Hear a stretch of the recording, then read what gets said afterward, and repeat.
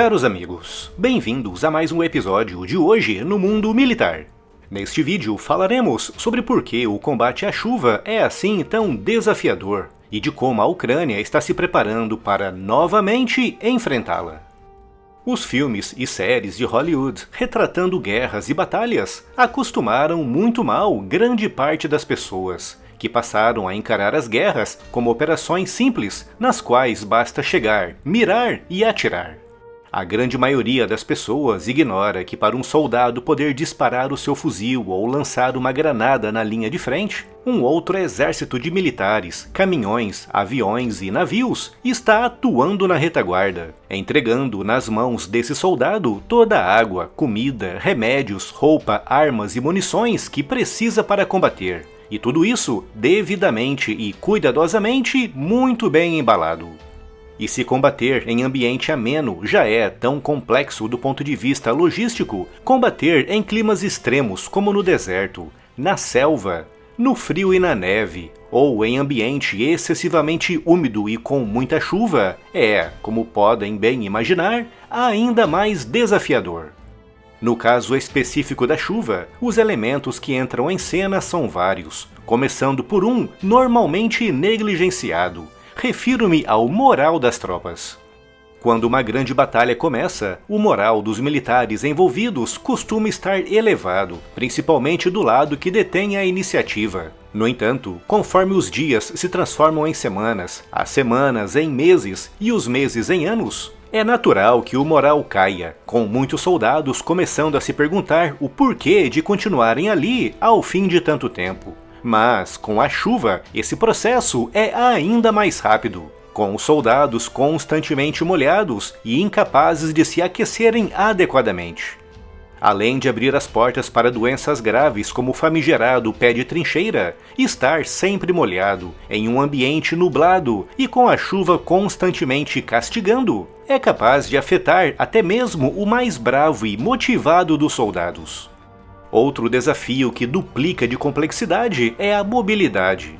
Hoje em dia, com as forças armadas totalmente mecanizadas, grande parte das armas, munições e suprimentos chegam na linha de frente através de estradas, frequentemente estradas de terra. Mas, com as chuvas, muitas dessas estradas podem se converter em autênticos rios de lama, principalmente em regiões habitualmente afetadas por monções, como é o caso da Ucrânia. 2 vezes por ano, entre o outono e o inverno, e depois, entre o inverno e a primavera, a Rússia e a Ucrânia são atingidas pela chamada Rasputitsa, um fenômeno já bem conhecido por aqueles lados e que afeta diretamente os campos e as estradas, algo que, como podem bem imaginar, afeta diretamente a mobilidade das tropas. Isso ficou bem evidente durante a Segunda Guerra Mundial, quando a Alemanha invadiu a União Soviética. O exército alemão, altamente mecanizado, foi especialmente afetado pelas chuvas na Rússia e na Ucrânia, atrasando muito o seu avanço e dando tempo para Stalin preparar as defesas de Moscou. Saltando quase 80 anos no tempo, no final de 2022, a Rasputitsa voltou a afetar movimentações militares, com as forças russas e ucranianas ficando quase totalmente paralisadas em vastos campos enlameados. Em um ambiente desse tipo, as roupas que os militares usam devem ser especialmente adaptadas e, acima de tudo, avançadas e modernas em termos de tecidos. E por falar em roupas modernas e avançadas, quero deixar aqui uma dica muito importante. A Insider é uma marca de roupas feitas com tecnologia de ponta no tecido, incluindo materiais com regulação térmica que eliminam o suor, mantendo a temperatura do corpo estável. Criados com base na tecnologia PCM Outlast, desenvolvida pela NASA, capaz de absorver, armazenar e liberar calor na medida certa, reduzindo pela metade o suor e o superaquecimento. Imaginem um tecido como esse nos desertos quentes do norte da África ou nas florestas úmidas do sudeste asiático. Outra grande inovação da Insider são os materiais hidrorrepelentes, que suportam até 80 lavagens e que, ao contrário dos impermeáveis, são respiráveis. Teriam sido um tremendo alívio para os soldados que passavam dias inteiros debaixo de chuva nas florestas birmanesas. A Insider também se preocupa com o meio ambiente, com mais de 80% do seu portfólio sendo composto por materiais biodegradáveis. A Tech T-Shirt é o suprassumo da tecnologia dos tecidos, uma autêntica releitura tech da camiseta básica masculina. As suas fibras macias se adaptam ao corpo, acompanhando todos os movimentos e não esquenta. Além disso, não precisa ser passada, não desbota com o tempo e é anti-odor, um item essencial para uma rotina confortável. Clique agora no primeiro link aqui na descrição, confira essa e outras novidades tecnológicas da Insider e aproveite o super cupom de 12% de desconto. Voltando agora ao tema do vídeo, no caso específico dos ucranianos, a Rasputitsa, que afetou tanto o seu esforço defensivo no final de 2022 e no início de 2023, está prestes a retornar, com a previsão de que as chuvas torrenciais comecem dentro de 2 a no máximo 3 semanas. Para enfrentar esse clima terrível, o uniforme precisa, obviamente, se adaptar, com um dos itens mais importantes para os ucranianos sendo as capas de chuva camufladas. Um item que ganha ainda mais importância quando vemos que o contexto agora é bem diferente do contexto da última Rasputitsa.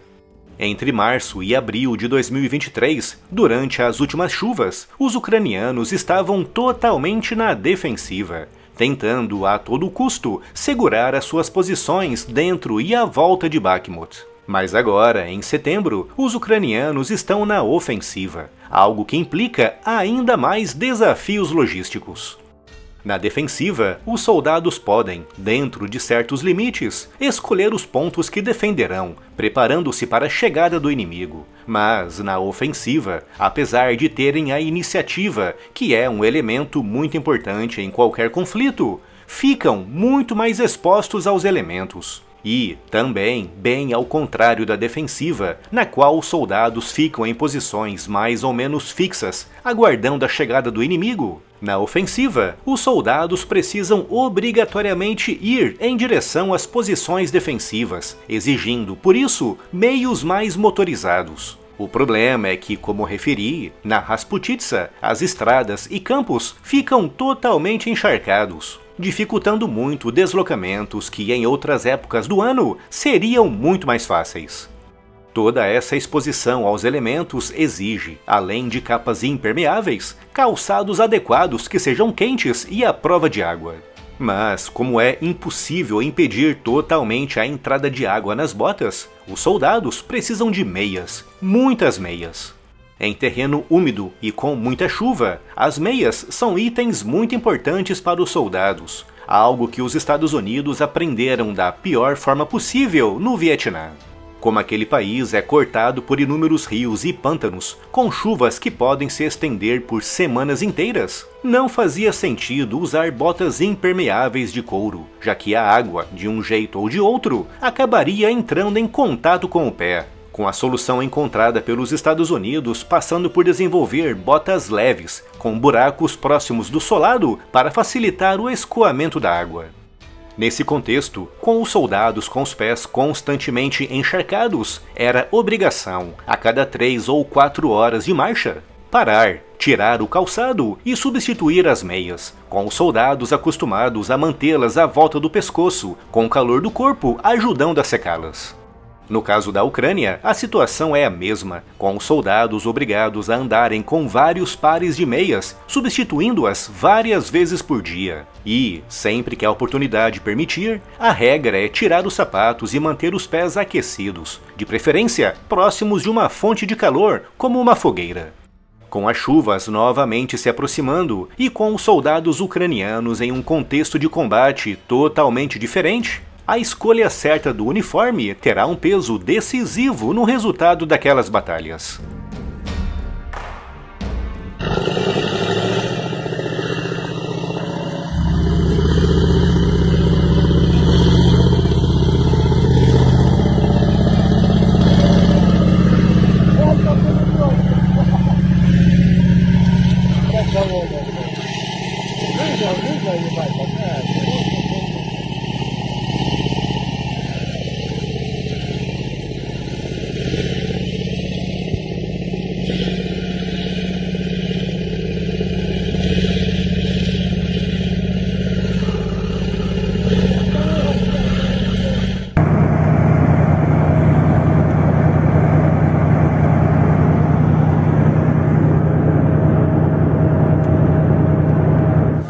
Не ругайся. На позиціях весна, на позиціях весна, повні чоботи багна, повні чоботи багна, по коліно у воді, по коліно у воді, захищаєм рідний дім. Отака історія. Весна на позиції. Їду по Макса, кажу, після мойки машину до тебе не вимажу, як їхатиму. Каже, та там 2 калюшки, їбать, я не вимазав.